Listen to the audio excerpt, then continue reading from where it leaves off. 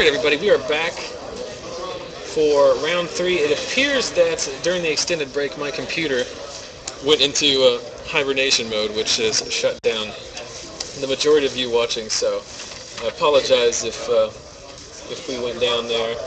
But we are into round 4. We have two undefeated players here. On the left is Anthony, what's his last name? Anthony's last name. Anthony Bibbs. And what is he playing? He's playing blue, white, red control. Okay, so he's playing a Miracle Control deck, I imagine. And his opponent on the right is Trenton Bailey, and what's he playing?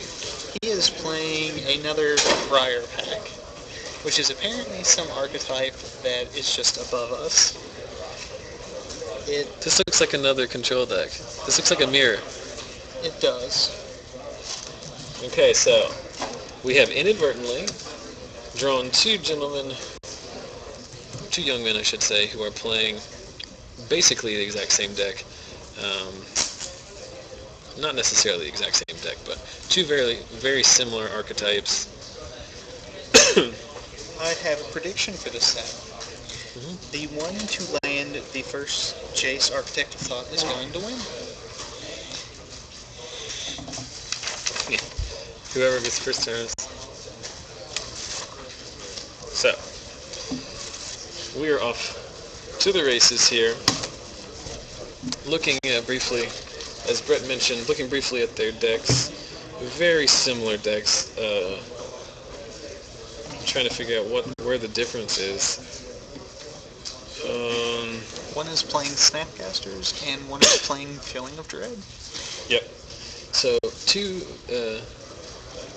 different takes on the same archetype.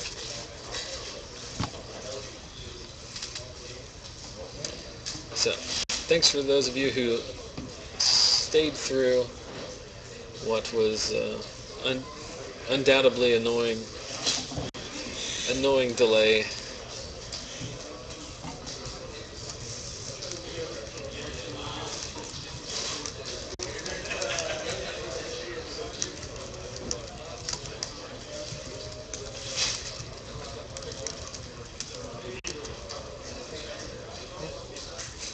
You talk while I type. Oh, I'm sorry. Yeah, zoned out there for a second. Sure. Looks like we have a Steam Pits coming in tapped. Think twice at the end of turn to get that cantrip going. Got a Terminus, but there's absolutely no reason to play it, so just lays a land and passes. Got some nice full art island there, by the way. It's no cup land, but it's still an island. Brett Rose has a certain affinity for Zendikar Islands with the cup on them. If you'd watch our stream, you would know. For those of you just joining us, which probably a majority of you are since the stream did go down between rounds, we are at the 2012 West Virginia State Championships. This is round number 4. We are watching two 3-0 players compete. Anthony Bibbs on the left, Trenton Bailey on the right. I don't know why I have the leftover Martin from last round still in there. But these two young men are playing different takes on the same archetype, blue, red, white control. So, should be interesting to see which version of this deck comes out on top.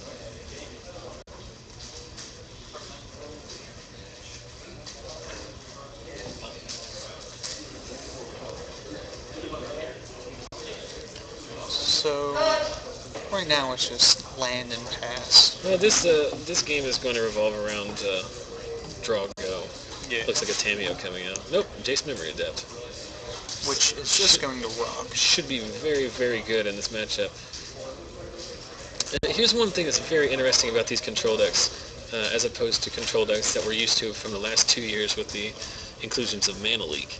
There is not a lot of counterspells in Standard right now, and not a lot of them are in the main deck. You look at Trenton's deck. That was just He has one Syncopate, and that is literally it. You look at Anthony's list, he is not running a single counterspell. So, landing a turn 5 Jace is fairly important. Just have to adjust the camera there after the fact.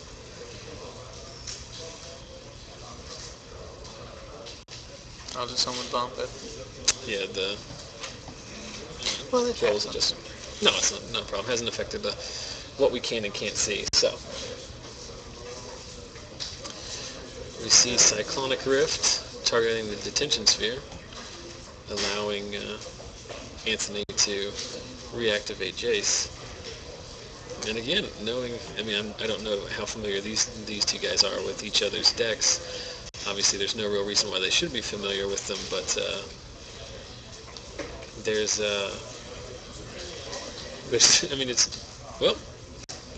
as we see a Miracle Entreat. That seems relevant, actually. I was under the impression that it was all going to be who can mill the fastest with the Memory Adept, but Trenton is proving me wrong. Well, they are all playing Supreme Verdicts and Terminus, so those angels are not nearly as scary as they might otherwise seem. You know, with all the Planeswalker control that we're seeing, I wonder if Planar Cleansing will ever see a 1 It's way too expensive, and it doesn't beat any of the cards that you really want to kill. Supreme Verdict doesn't even kill most of the creatures you want to kill because of the zombies. I meant for the Planeswalkers. Oh. Because it actually kills them as well. If I had been paying attention, I would have heard you say that the first time. He's just getting a lot of really value mill out of this. Everything that's going in there is good. So the problem we have here is they call the judge is Trenton has inadvertently milled too many cards. So I'm not sure how this will resolve. It goes back on top, I believe. Yeah, I'm not sure how. If you draw one too many, you show it to your opponent, and it goes back on top, correct? That's how it might work at FNM. Drawing extra cards is actually a game rule violation. Okay. I'm not sure if that's a game loss at this enforcement level. I'm not going to pretend to know. Looks like they're probably giving him a warning. Those two cards go back on top. Then get shuffled in the library, so we randomize exactly what got milled. So. Well, I was wrong. And I think the side effect of this is the judge is not entirely sure if he likes that. Likes the.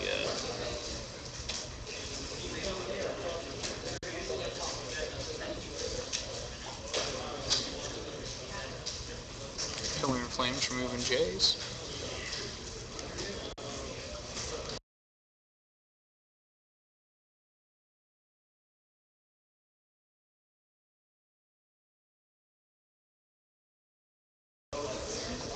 Okay, so we just got clarification from the judge that Trenton did get a warning there for milling extra.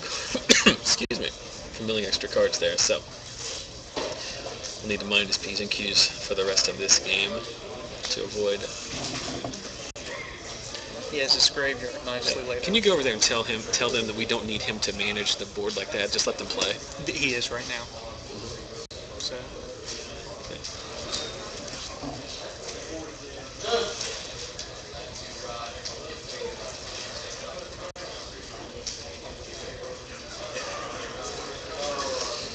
All right, so we're still sorting out the issue there with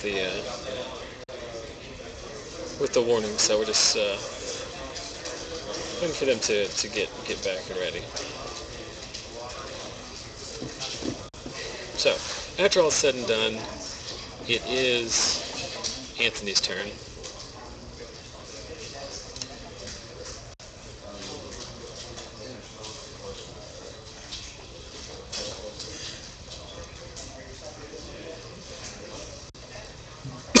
Does he play another? Did he play another Jace, or was that? Yes. Did he get bounced? The one in the graveyard there was the original one. I think he is playing 3 of. Let me make sure on that. And we see the power of a card like Cyclonic Rift, being able to bounce all the tokens and take care of that Entreat. I mean, there's a lot of decks in this room today that could not beat 3 Angel tokens on turn 5 like that, but these control decks have an infinite amount of removal, seemingly. Do you know what beats Jace Memory Adept? What's that? Jace Architect of Thought. Yep. It's like the old trick though when people were playing Mind Sculptors, as we see Trenton scooping it up. That's in this matchup specifically, the ability to access Jace Memory Adept, excuse me, apologize, can't stop coughing, is probably more relevant than any other card in these two decks. Planeswalkers in general are pretty important for this matchup, but the ability to mill your opponent out, considering the games do go very, very long, and there are very few win conditions in these decks. So, I mean, if you want to get right down to it, short of Jace Architect of Thought, Ultimate, the only way that Trenton can win the game is with Entreats and 2 Snapcasters. And Geist is Geist out of the board. So let's talk about what's coming out of the sideboard here. First, for Anthony, your winner, he has 1 Zealous Conscripts, 2 Supreme Verdict, 3 Nevermore, 3 Rest in Peace, 3 Negate, and 3 Pithing Needle. I would think the 3 Negate are coming in guaranteed. What he's bringing in addition to that, I'm not entirely sure. He might want to wholesale shift out of some Planeswalker plane and bring in Pithing Needles. I'm not sure how I feel about that, but there's just not a right answer there. I think he's going to want the Negates. I don't know what else he'd want. The Nevermore shuts down most of his creatures too. The Zealous Conscripts is not very good. Well, he'll bring in the Zealous Conscripts actually. He'll bring in the Conscripts to steal his opponent's Planeswalkers. That's one of the most powerful things you can do, is let your opponent ramp up their Planeswalker to ultimate level, steal it, ultimate it on your turn. So the Conscripts will definitely come in. Now, looking at Trenton's sideboard, who lost the first game here, he has 2 Negates and 2 Dissipates himself. Those are both undoubtedly coming in. 2 Supreme Verdicts, 3 Geist of Saint Trap should be interesting. I would imagine those would come in here. Assumably. 2 Sundering Growth, which is the new disenchant effect from Return to Ravnica, if you're unfamiliar, 2 Purify the Grave to attack the graveyard, and 2 Jace Memory Adept, which are also likely coming in here. So he just has everything. He has, Trenton, despite losing the first game, is heavily hedged against the mirror in his sideboard. For Anthony, it does not look like a lot of cards are coming in, but with 1 game in the bag already, he is in a pretty good spot as it is. So, yeah, he was actually already pretty prepared for that. Well, he only has 2 Jace Memory Adept in the deck, and he drew both of them naturally, and cast 1 on turn 5, and it resolved. So I think a lot of that is probably fortunate, but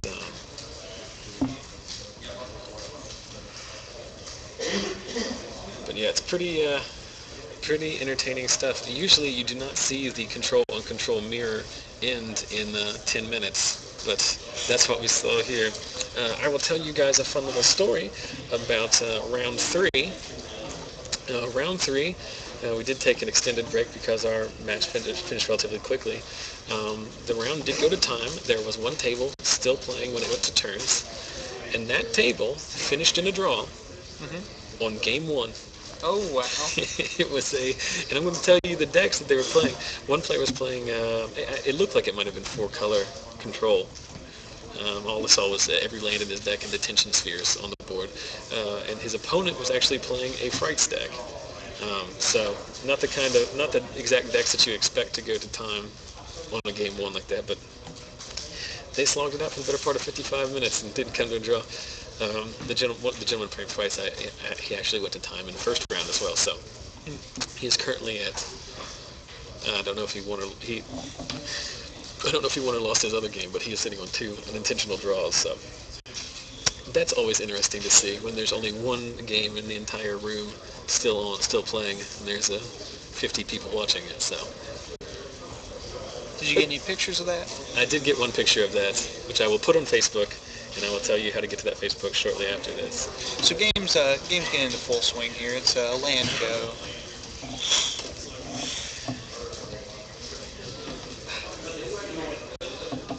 Both of these decks are more of what they would refer to, I guess, as tap-out control. Pithing Needle's coming down.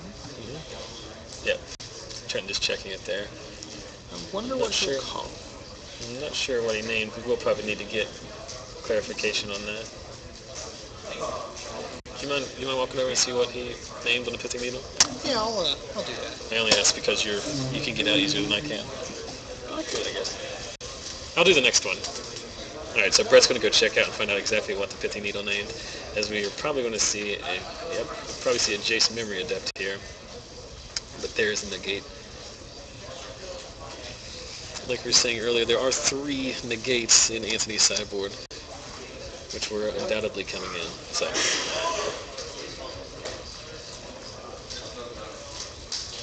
now, with Trenton tapped out, looks like Anthony, most importantly, has missed a land drop. We saw Jace Memory Adept get countered, and Anthony missed a land drop. So what did you find out? Architect of Thought. Okay. So assumably Anthony pulled those out. So, Negate on the Tamiyo. Trenton's 0 for 2 on resolving 5-mana blue Planeswalkers. Like I said, Anthony did miss his land drop, but being able to take out two of those basic win conditions out of Trenton's deck is pretty solid. Being able to resolve your own Jace, it just immediately goes to the mill tin. well, there's nothing. I'm tripping all over myself today. Did not get a lot of sleep. The FNM stream last night went very long, so. Looks like these guys are playing as fast as they 7 is Entreat. 4. Entreat for 4, so two tokens. Yeah. So clearly Trenton's on the Angel play in this game.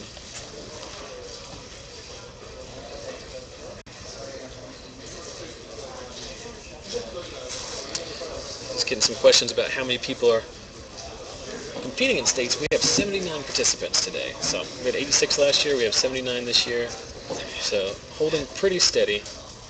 However, a few people have dropped out to join in a draft that they're doing. Yep, the 03, after the 03 is the draft starts. So we do have some people. We're clearly not on 79 at this point. So Trenton's in kind of a world of hurt here. This battle between two control decks might actually end up being the... Unless that gets answered, that might actually be relevant. Yeah, it's a 4-turn clock, I guess, right? Well, Angel shuts down the Architect. Because he only comes out at 4, doesn't he? Supreme Verdict. I guess that... couldn't be countered even if he had the mana open. We do see a Pillar of Flame knocking Jace down. We'll still be able to activate him, but the next Pillar of Flame he draws will eliminate him. I'm not sure it matters, though. Those 2 negates have basically wrecked Trenton's plan here. If either of those Planeswalkers had resolved, he would have been in a much better shape. Yeah. Some of this board is leading its way to the graveyard there, it looked like. Yeah. And we see Entreat the Angels. Anthony resolve an Entreat for 2. So now he's competing on two lines of attack. So he can just eat the Geist even if it comes in. I don't know what's going on here. Looks Not sure what they were discussing. I think the judge is counting every time he, because of that warning that we saw earlier. There's the concession. And that's that. 2 very quick matches. Surprisingly fast. Well, I mean, Jace, when it lands on turn, it can end up doing that. Yeah. The fact that he did have the 2 negates is a... It was a turn off. He missed a land drop, so it was a turn off. Yeah, he did get stuck on 4 lands, but he did have 2 negates to buy him time. More than buy him time, to just ruin stuff. Well, it's the best removal spells in his deck are the counter spells which eliminate threats on the stack. So it's unfortunate we didn't get to see a little bit more out of Trenton's deck. Simply just not the... He had good draw, but those 2 negates out of the sideboard. So, now we are unfortunately in a situation where we have a lot of time to sort out here. So, we can go one of 2 things. We can try to find somebody who wants to move over. I'm not sure how that will work. I don't think we should. We could try to talk to Anthony about his deck. So, we will. Why don't we take a break real quick? I'm just going to silence it here. Let me go see if we can come over here and talk to Anthony. Maybe.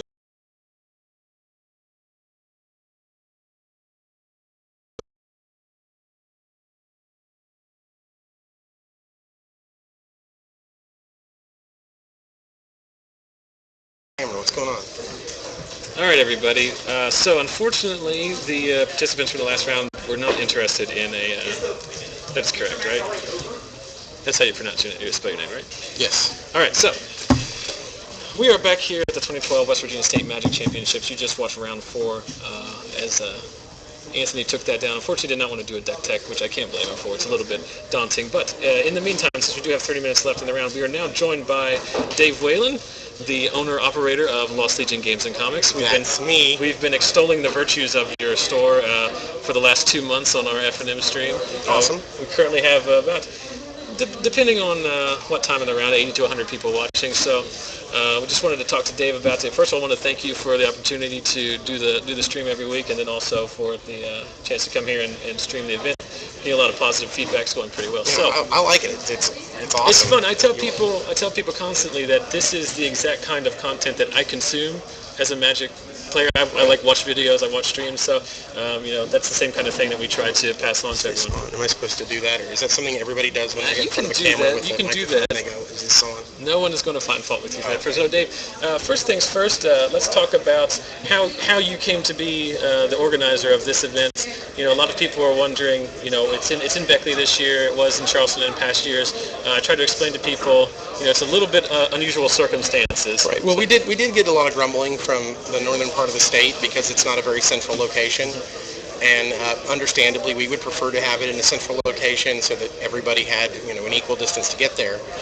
We got confirmation that we would be hosting the state championship only about 1 month ago.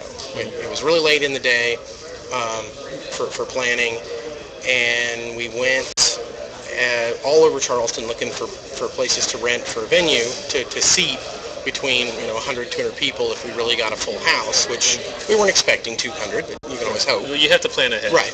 And everything was booked up. Anything that was available was so expensive, we would have lost money on the event. So we had to look a little closer to our first store, which is down in Beckley. We have a little bit of clout in the town, and it turns out that the convention center here in Beckley is quite a bit cheaper anyway than everywhere else. And so just not to interrupt you, but I was telling everyone already, it's a great facility. I know a lot of you can't see, from the feature match and from the studio camera, but this is a great facility. It's a great room to have an event like this. Right. Yeah, we were surprised at what we were able to get. It allowed us to still be able to make a little money on the event, and which really isn't the key to the event. I don't think you just don't want to lose money, which you would have had it done in Charleston. The key is we don't want to lose money by operating the event, and this definitely allowed us to do that. So we were able to get twice the size room we could get anywhere else for half the money, which allowed us to be very roomy and set up however we wanted, allow people a little bit of space and not have, the overheated hot CO2 exhalation that just pours into a room when you're packed with gamers. And so so far it's been a very successful event. I think it's, everybody seems to be happy. We've had a lot of fun. Oh yeah, everybody seems to have a good turnout. I was talking earlier in the stream. We had 86 people last year. If you go back and look through the records, there's 79 here, according I believe it's the final count. Right. So basically, give or take, that's a margin of error. Same kind of turnout. And considering late notice, considering that it's not a convenient location for a lot of people, I think this is a really good sign of what the Magic community is like in West Virginia right now. Right. It's over an hour further away than the old location for more than 50% of the players. Sure. And you look at the one of the biggest populations of Magic players currently growing is Morgantown, where they have West Virginia University, and it's the exact opposite direction, cardinal direction that we've moved from Charleston to Beckley. It adds another hour 15 minutes, hour and a half to their commute, which at that point puts it about 4 hours. Right. So they were getting up at 4 a.m. to get down here, and still we had a showing comparable to last year. Seven people less, which is less than a 10% margin. And given that the venue changed without notice, the location, we added a distance to it, I think that means that there's more players, significantly more players in the state. So next year, if we're hosting it and we put it back in Charleston or somewhere even more central, like say Flatwoods or something like that, I would expect to see more than 100 players. Yeah, and I'm assuming that you'll be coordinating the event next year. Right. Well, I'm not give or 100% take. sure. We'd like to, this was definitely a trial run. We hit a few snags setting up, and it still didn't push us too late in getting started. Sure. We had hoped we would get started within an hour of when we planned to, and it was pretty much right on. You did achieve that, yeah. I think we fired the first round at 11. Right. 10 was the scheduled start. You're going to have some growing pains with that, but I don't think anyone's going to complain. I mean, that doesn't put us into the wee hours of the morning by any means. Exactly. So. And planning ahead for next year, if we know, I mean, I'm gonna check this week, and if we know that we're running it again next year, we can plan ahead for a much better event.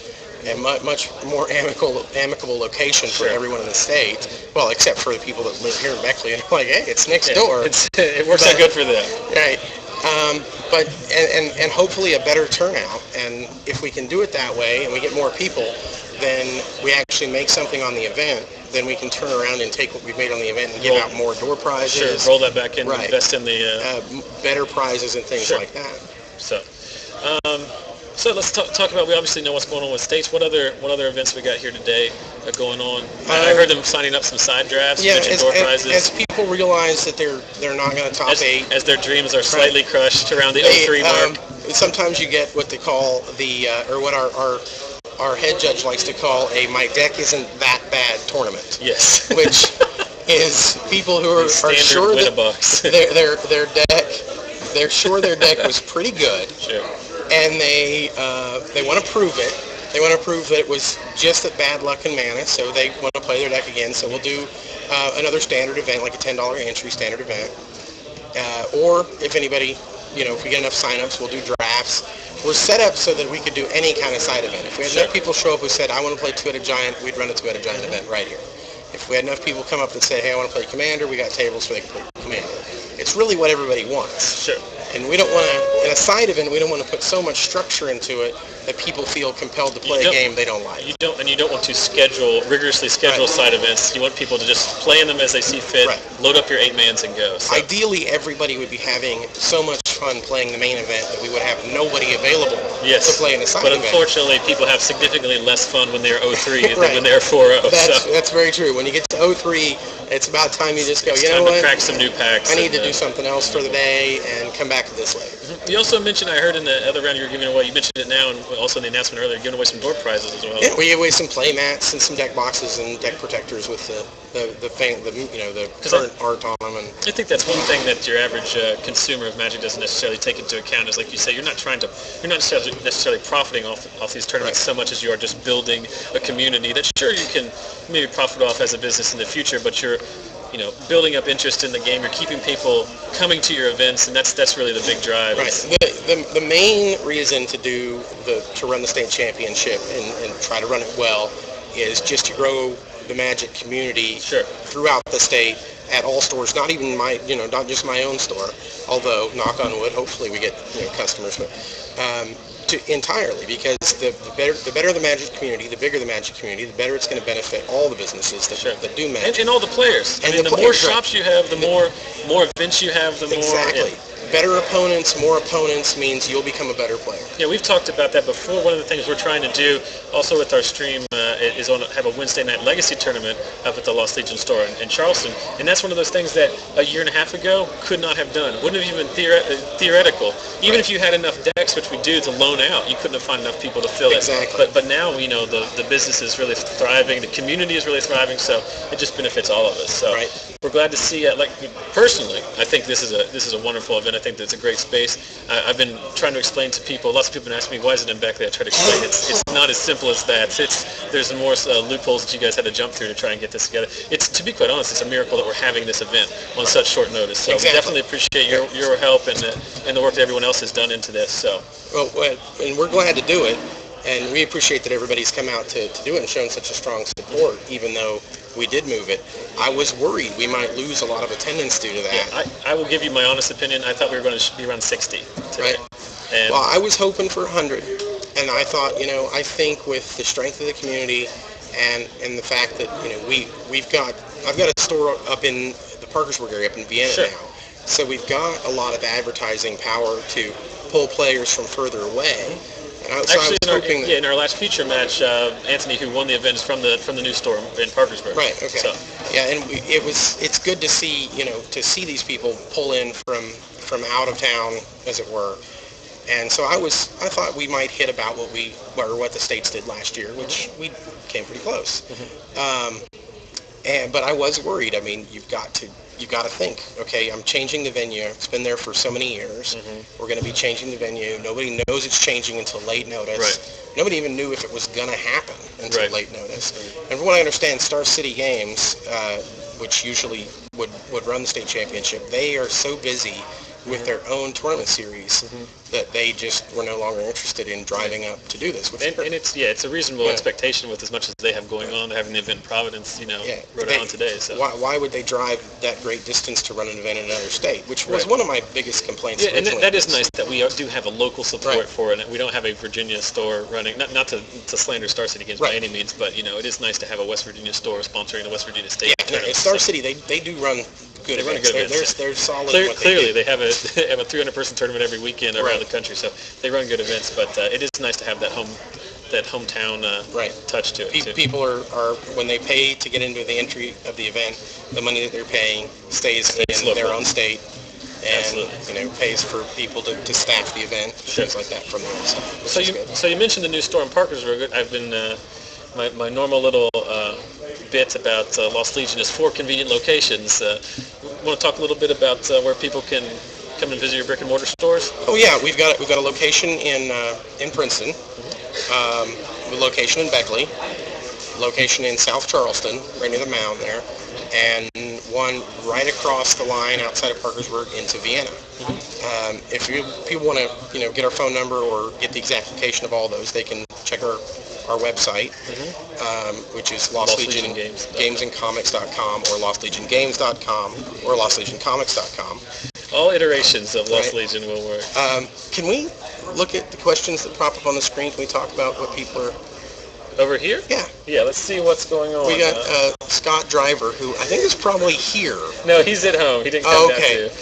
The name is so familiar. I was like, he must be here. Okay, that's right. He's curious he about said, your...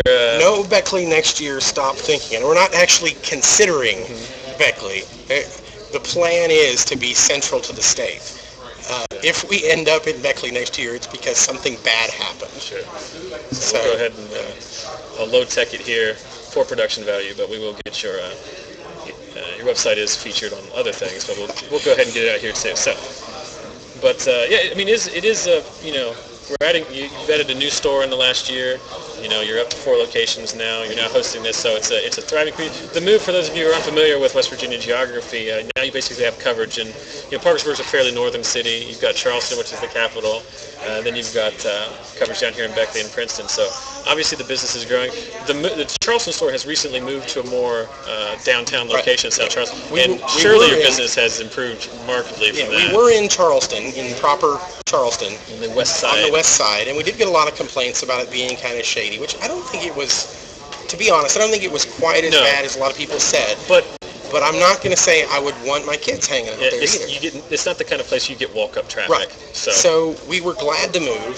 We wanted to stay in Charleston proper, but we came across a building that was just too good to pass up in South Charleston, so we had to cross the river to the northern part of Charleston, northern South Charleston, and so and open up there. And the building is great, the location is great, the neighbors are great. There's a lot of places, walking distance to go eat and shop and things, which I think helps a lot. And it's a lot more comfortable, better parking and all kinds of things. Yeah. So, as I've told you multiple times already, currently on the stream today, West Virginia is not the place that, I know we get a lot of people on the stream watching from a lot of different places. It's not the place that you actively drive through unless you have reason to go to West Virginia. But if you're ever in the area, I-77, I-79, I-64, all go right through Charleston, all go right by your South Charleston stop. So if you're ever in the area, good prices, good people, it's definitely worth coming down. If you come down, watch our stream. We might have an event that night, come by and play. Obviously, we support Magic here as we're at the Magic tournament, but tell us a little bit more about what Lost Legion offers in terms of other gaming and comics. Pretty much anything geek. Think geek, be geek, you're our kind of people. Yes. I was a big geek growing up, and I got ribbed for it a lot. I'm sure a lot of geeks do. Everyone, let's look at this objectively.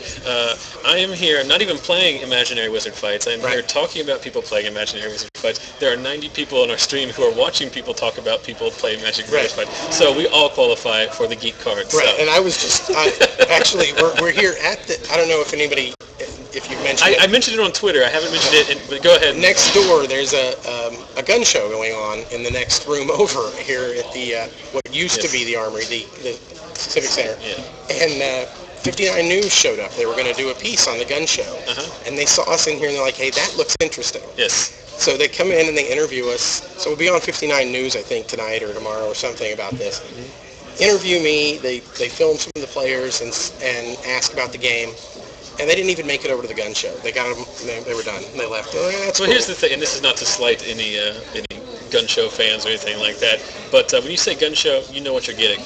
Right. You know what a gun show is. When you say we're having a Magic the Gathering tournament, your average person has no idea what that is. And this is a lot more. When you've got a room of 150, and this is a core demographic. I mean, you've got your 18 to 35, year old men in here. There's a lot of disposable income. So this is a very interesting event. So that it was. Not a surprise that they would find a good news article on that. The lady that interviewed me, she thought it was really interesting, and she recognized the game. She said that she had friends that played it when she was in high school. Magic is more popular in the mainstream now than that. Like I said, there's a reason why you've moved this an hour south, less advertising than you would have liked, and we still have the same numbers last year. Right. Magic is in the mainstream. So. Yeah, no, it's definitely growing, and the whole geek culture is more in the mainstream.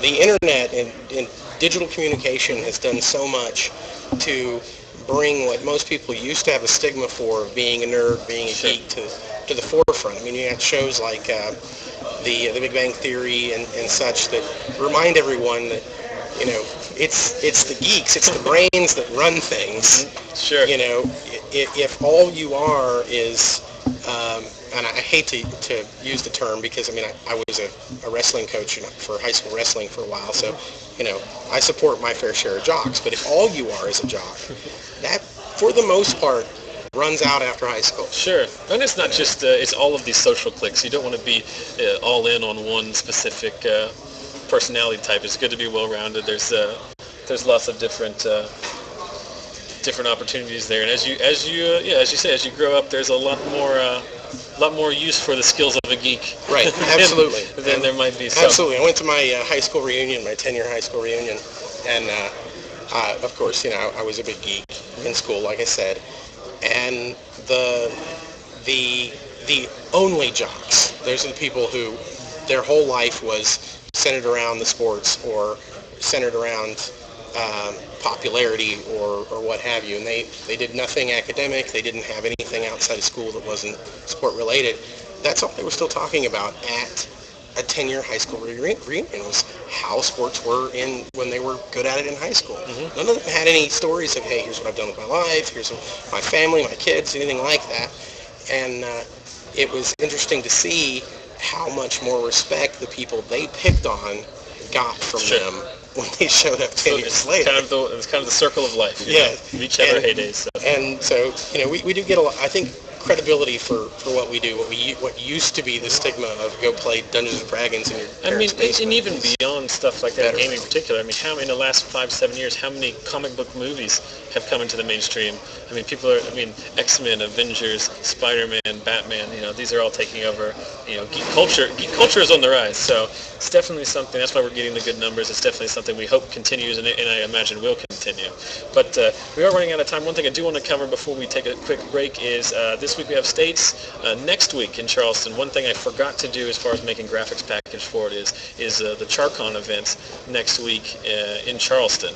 You guys will have a presence there as well, right? Yeah, we are the oldest supporter of the convention. I think we're the only vendor who's been there every year since the convention started. You might mention a little bit too about what CharCon is. CharCon it's a game convention for every kind of game. Including even, which surprisingly, some video games. They usually do have a room with a big screen TV and some video games in there for some of the younger kids to play that haven't gotten into the board games yet. But every kind of board game, card game, role-playing game, miniatures, military simulation, all kinds of stuff. There will be people with foam weapons doing simulated combat. The SCA shows up and does events, and it's a good pop culture event. There's a little bit of comics and novels and things that end up at the con, but for the most part it's game related. And that is next weekend. It's October 19th, 20th, 21st, I believe. Is that right? Yeah, today's the 13th, so it'll be the 19th. And it's a great time. It's one of the only conventions where you pay to get in the door, and then is free. Everything at the con is free. All the games you want to play are free. Any events you want to do, costume contests, you don't have to pay to enter into anything once you get in the door. And you can, with the exception of we do host a Star City Open there, which it just happens to be in the same location. It's not actually part of the convention, so you do have to pay to get into that, and there's a huge cash prize involved. And then any event that's like a draft, where you buy product as you're playing in the event. Of course, the product is yours. Yeah, that's understandable. The event itself is free. There's prizes, and you don't have to put money into a pool to get the prizes. Sure. The prizes are provided by all the vendors, by the convention, and by people who've donated many things to the convention. And right. So it's a great time, and everybody should check that out. If they want more information on that, they should go to charcon.org. Okay, we'll flash that up there too. But for specifically talking about Magic-related events for most of you in the stream, will likely be interested in that. So I'm sure JB will be doing the Friday Night Magic over at Charcon this year. At least they did last year. So we'll have to see about that. As well as, like Dave said, there will be a Star City Invitational qualifier that will run on Saturday. So if you're in the area, definitely check out that. You can go to charcon.org for more information. And then it's not too far away. Then is everybody watching this? Can they all see the comments that are popping up on the screen that I'm watching? The Twitch stream? Yes. Okay. Okay. Because I want to make sure that everybody knows what some stuff that's popping up there. You can get into Charcon with just a visitor's pass, $5 visitor's pass. You can't play in any event with a visitor's pass except for the Star City event. Because it's an expensive event. And that was one thing that was an issue last year, is you had to pay for the event and then for the Star City thing. But we've sorted that, I'm not taking credit, but you guys have sorted that out. So it's just a minimal fee to get into the convention. You can't play in any events, but you can still browse and whatnot. But more importantly, you can get into the Star City qualifier because there will be an additional fee for that. So for those of you who are in the Charleston metro area, it's only 2.5 hours to Columbus, 3.5 hours to Pittsburgh, 3.5 hours to Cincinnati. It's a fun weekend, relatively low cost for such a action-packed weekend. Yeah. A lot cheaper than Gen Con, right? Yes, absolutely a lot cheaper than Gen Con.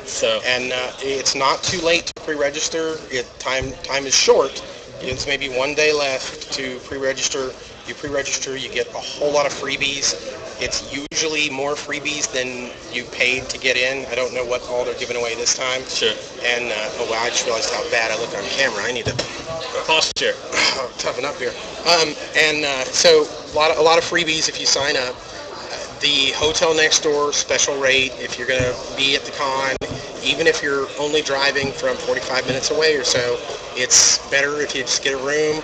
Then you can play games late into the night, even after the convention center closes. There's games at the hotel. Sure. And it's a typical convention atmosphere. All your legal beverages might be available. It's a good time. It's a good time. It is. I was there last year. I'll be there this year. So if you're in the area or you can make it, it's probably worth your time. And if you're a competitive Magic player, they do have the Star City Invitational for a chance to compete in their very lucrative Invitational series. So definitely check that out. Go to charcon.org for more information. Go to lostlegiongames.com for more information about Dave's shops. Dave, thanks for visiting us here in our makeshift interview. Thanks for putting me on. No problem. This is going to make me famous, right? Yeah, absolutely. Over 80 people, 12 of which are probably people that were at the shop last night, are watching. And some of them are actually out in the hallway, it appears. Is that Danny? Yeah, okay. I think that's Danny. Okay, but anyway, we've got about 5 minutes left in the round. We're going to take a quick break, and we'll be back with round 5 of the West Virginia State Champs.